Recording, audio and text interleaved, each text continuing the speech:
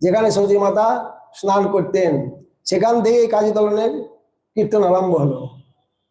ওখান থেকে মাধাই ঘাট, শিবাস ঘাট, নদনিদয়া ঘাট, নাগরিয়া ঘাট, এই সমস্ত ঘাট পার হয়ে শিমুলিয়া, শিমুলিয়া থেকে কাজীপাড়া, ওখানে কাজীকে দলন করে আবার গাদিগাছা, মাছ দেয়া, এই দিক দিয়ে আবার নবদ্বীপে ঢুকছেন।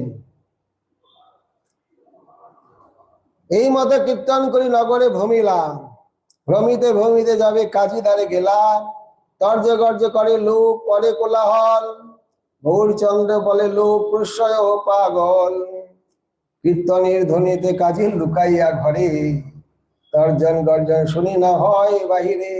ভয়ে একদম ঘরে খিল দিয়ে বসে আছে ঘরের মধ্যে।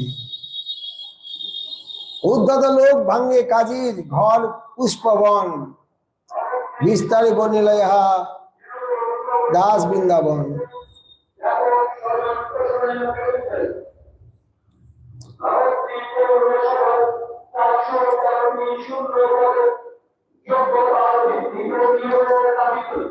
উদ্ধত লোক ভাঙ্গে কাজীর ঘর পুষ্পবন, বিস্তারে বনিল ইহা দাস বৃন্দাবন।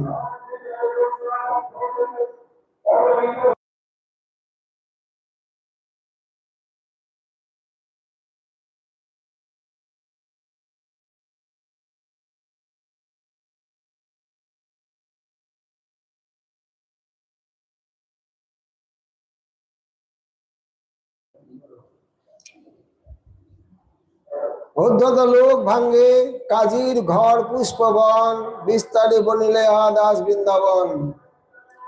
যারা হাজার হাজার লোক সমস্ত তার বাগান ঘর বাড়ি ভেঙে একাকার করে দিলেন, তবে মহাপ্রভু তার দাঁড়িতে বসিলা, ভব্য লোক পাঠাইয়া কাজীরে বলাইলা। কিছু বৃদ্ধ লোক, ভালো লোক পাঠাই দিলেন কাজীর কাছে। দূর হইতে আইলা কাজী মাথা নোয়াইয়া, কাজীরে বসাইলা প্রভু সম্মান করিয়া। প্রভু বলে, আমি তোমার আইলাম অভ্যাগত, অতিথি একজন, আমাদেরকে লুকাইলে এ ধর্ম কেমন? তো অতিথিকে তো সম্মান করতে হয়, আদর করতে হয়, আর আমাকে দিয়ে ঘরে লুকিয়ে থাকলে কি ব্যাপার? কাজী কয়ে, তুমি আইলা ক্রুদ্ধ হইয়া, তোমার শান্ত করাইতে রহিনী লুকাইয়া। একটু শান্ত করার জন্য একটু আমি দূরে সরেছিলাম, তুমি এবার শান্ত হইলে আমি আসিলাম। ভাগ্য মোর তোমায় হেন অতিথি পাইলাম। খুব প্রশংসা করলেন মহাপ্রভু।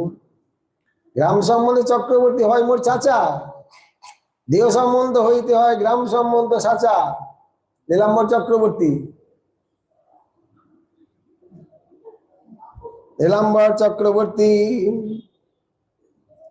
চাচা মানে খুড়া, খুড়া মানে কাকা নাকি? নীলাম্বর চক্রবর্তী হয় তোমার নানা, সে সম্বন্ধে তুমি হও আমার ভাগিনা। ভাগিনার কোদ মামা অবশ্য সহায়, মাতুলের অপরাধ ভাগিনা না লয়। এই মতে দোহার কথা হয় ঠাড়ে ঠোড়ে, ভিতরের অর্থ কেউ বুঝিতে না পারে। প্রভু কয়ে, প্রশ্ন লাগি আইলাম তোমার স্থানে, তুই জিজ্ঞাসা জন্য এলাম।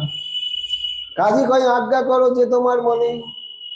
প্রভু কয়ে, গোদুগ্ধ খাও, গাভী তোমার মাতা, বিষ্ণু অন্ন উপজায়ে তাতে দেহ পিতা, পিতা মাতা মারি খাও, এ কোন ধর্ম? কোন বলে করো তুমি এমত বিকর্ম? কাজী কয়ে, তোমার জয়ীছে বেদ পুরাণ, জয়ীছে আমার শাস্ত্র কেতাব কোরআন। সেই শাস্ত্রে কয়ে প্রবৃত্তি মার্গ ভেদ, নিবৃত্তি মার্গে জীব মাত্র বধে নিষেধ। স্বীকার করলেন যে আমাদের কোরআনও, আর কোরআন কেন, প্রত্যেক ধর্মেরই অহিংসা পরম ধর্ম। ধর্ম মানেই অহিংসা, কোনো প্রাণীর প্রতি হিংসা। এবং কোরআনে পরিষ্কার লেখা আছে, বিশেষ করে কোনো ধর্মের প্রতি হিংসা তারা করতে পারবে না, প্রথমেই লেখা আছে। নিবৃত্তি মার্গে জীব মাত্র বধে নিষেধ, কারণ ভগবানকে পেতে গেলে আহার শুদ্ধ, মনশুদ্ধি, মনশুদ্ধ ধ্রুবস্মৃতি, যে কোনো ধর্ম হোক, আহার শুদ্ধি না করলে তার মনশুদ্ধি হবে না। আর মন শুদ্ধি না হলে সে গডই হোক আর আল্লাহ হোক আর ঈশ্বরই হোক আর ভগবানই হোক, কারো দর্শন পাবে না। ভগবানকে পেতে হলে, আল্লাহকে পেতে হলে আগে মন আহার শুদ্ধি করতে হবে। প্রবৃত্তি মার্গে গোবধ করিতে বিধি হয়, শাস্ত্র আজ্ঞায় বধ করলে নাই পাপ ভয়। তোমার বেদেতে আছে গোবধের বাণী, অতএব গোবধ করে বড় বড় মুনি। ওইটা নিয়েছে যে মানে যেমন অশ্বমের যজ্ঞ, গোমের যজ্ঞ, সেখানে প্রাণীবধ করা হয়, এটা উত্থাপন করলেন কাজী। প্রভু কয়ে বেদে কয়ে গোবধ নিষেধে, অতএব হিন্দু মাত্র না করে গোবেদে, গোবধে গোবধ করা আমাদের শাস্ত্রে নিষেধ আছে। মহাপ্রভু বললেন জিয়াইতে পারে তবে মারে প্রাণী, বেদ পুরাণে হইছে আছে আজ্ঞা বাণী। যজ্ঞ করার জন্য মুনি ঋষিগণ অশ্ববধ করতেন, গোবধ করতেন, নরবধ করতেন। তারা যজ্ঞ হয়ে গেলে আবার এই অস্থিগুলো রেখে দিতেন, হাড় জোড়া দিয়ে আবার তাদের বৃদ্ধকে একদম যৌবন করে দিতেন। তারা বাঁচাতে পারত। বেদমাত্রে শীঘ্র করে তাহার জীবন, জরৎগব হইয়া যুবা হয় আরবার, তাতে তার বধ নহে হয় উপকার। বৃদ্ধ ছিল, যৌবন লাভ করলো, এতে সেই জীবের উপকারই হলো, ক্ষতি হলো না। কলিকালে তৈছে শক্তি নাহিক ব্রাহ্মণে, অতএব গোবধ কেউ না করে এখনই। কলিকালে আর যজ্ঞ করতে পারবে না, অশ্বমেধ গোমেধ যে কোনো যজ্ঞ করা নিষেধ। ব্রহ্মবৈবর্ত পুরাণে কৃষ্ণ জন্মখণ্ডে বলেছেন অশ্বমেধম গবালম্ভম সন্ন্যাসং ফলপত্রিকম দেবরেণ সুতৎপত্তিং কলৌ পঞ্চ বিবর্জয়েত। কলিযুগে 5টা বর্জনীয়: অশ্বমেধ যজ্ঞ, গোমের যজ্ঞ, সন্ন্যাস, মাংসের দ্বারা পিতৃসাধ্য, দেবর দ্বারা সুতোৎপাদন। কলিযুগে 5টি বর্জন করিবে। তোমরা জিয়াইতে নারো, বধমাত্র সার, নরক হইতে তোমার নাহি নিস্তার। পরিণাম নরক। গরুর যতে রোম তত সহস্র বৎসর, গৌবধি রৌরম মধ্যে পচে নিরন্তর। যত লোম আছে একটা গরুর, তত হাজার বৎসর রৌরব নরক পচে নিরন্তর। তোমার সবার স্বাস্থ্যকর্তা সিংহ ভ্রান্ত হইল, না জানি শাস্ত্রের মর্ম হইছে আজ্ঞা দিল। সনাতন ধর্ম, আমাদের ভাগবত ধর্ম, বৈষ্ণব ধর্ম যেমন নিখুঁত বিচার, কোন ধর্মের মধ্যে এই জাতীয় নিখুঁত বিচার তাদের আচার্যগণ করতে পারেননি। শুনি স্তব্ধ হইল কাজী, নাহি স্ফুরে বাণী, বিচারিয়া কহে কাজী পরাভব মানি। নত স্বীকার করলেন, ভুল স্বীকার করলেন। তুমি যে কহিলে পণ্ডিত, সেই সত্য হয়। আধুনিক আমার শাস্ত্র বিচার সহ নয়। আমাদের যে কোরআন আধুনিক, এই জন্য সম্পূর্ণ সূক্ষ্মভাবে বিচার করতে পারেননি। কল্পিত আমার শাস্ত্র, পরিষ্কার বলেই দিলেন, কল্পিত আমার শাস্ত্র, আমি সব জানি, জাতি অনুরোধে তবু সেই শাস্ত্র মানি। যেহেতু আমি কাজী, না মানলে আমাকে এই পাড়ায় বাস করতে দেবে না, এই জন্য সমাজ অনুরোধে আমাকে মানতে হয়। সহজে জগন শাস্ত্র অধীর বিচার, অর্থাৎ কোরআনে দৃঢ় বিচার করেনি। হাসি তারে মহাপ্রভু পুছে নারবার। আর এক প্রশ্ন করি, শুনো তুমি মামা, যথার্থ কহিবে ছলে না বঞ্চিবে আমা।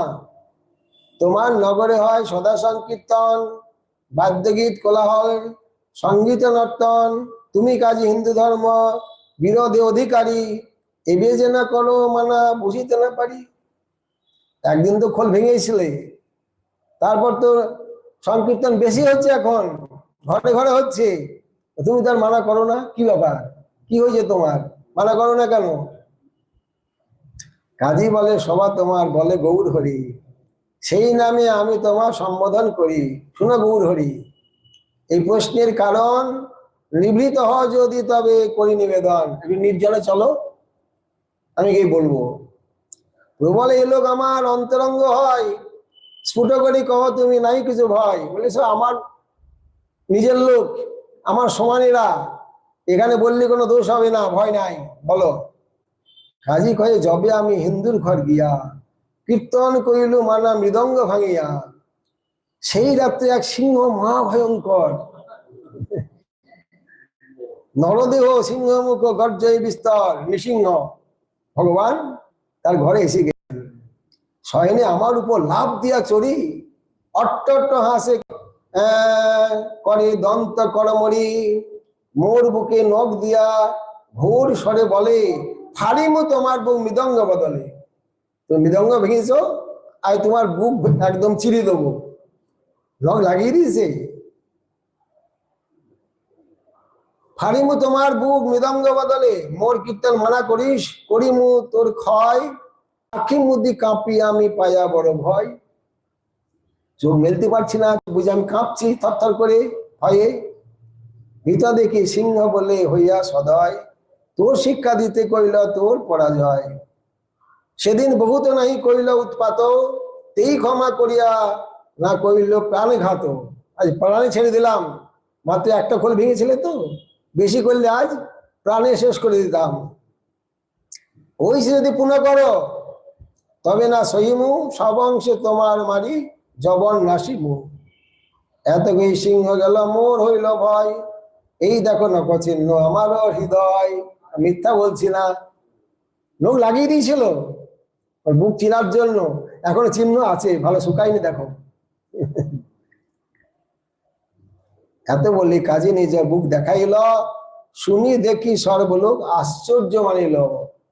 ভক্তগণকে জানানোর জন্য প্রভু কথাটা জিজ্ঞাসা করলেন, দেখো আমি তোমাদের জন্য কি না করছি।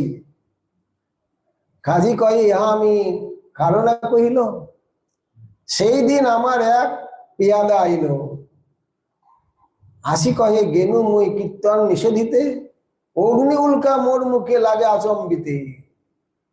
কাজী আদেশ করেননি, এক জবন এমনি এই কীর্তন বাধা দিতে গিয়েছিলেন, তা আগুন উল্কাপাত তার চুল দাড়ি সমস্ত পুড়িয়ে দিল আর কি।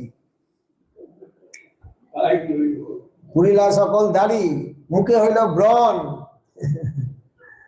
সেই পেয়াদা যায় তার এই বিবরণ, তাহা দেখি বলি আমি মহাভয় পাইয়া, কীর্তন না করছিও ঘরে রহত বসিয়া।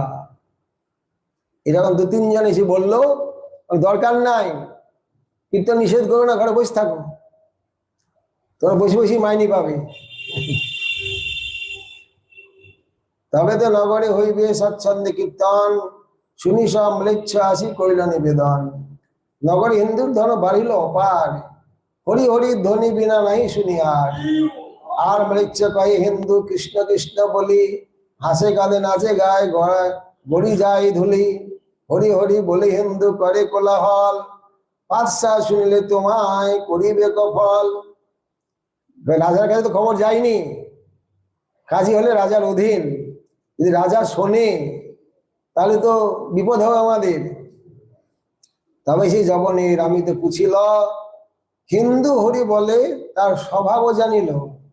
তুমি তো জবন হইয়া কেন অনুক্ষণ, হিন্দুর দেবতার নাম ল কি কারণ। হিন্দুরা নেক, তোমরা নিচ্ছ কেন, তোমরা তো হরি হরি বলছো কেন। কাজী জিজ্ঞাসা করলো পেয়াদাকে। ম্লেচ্ছ কহে হিন্দুরে আমি করি পরিহাস, কেহ কেহ কৃষ্ণদাস, কেহ রামদাস, কেহ হরিদাস বলে হরি হরি, জানি কার ঘরে ধন করিবে চুরি। সেই হইতে জিহ্বা মোর বলে হরি হরি। ওই একবার বললাম, আমার জিহ্বার ছাড়তে পারছে না, সবসময় হরি হরি বলছে। ইচ্ছা নাই তবু বলে, কি উপায় করি।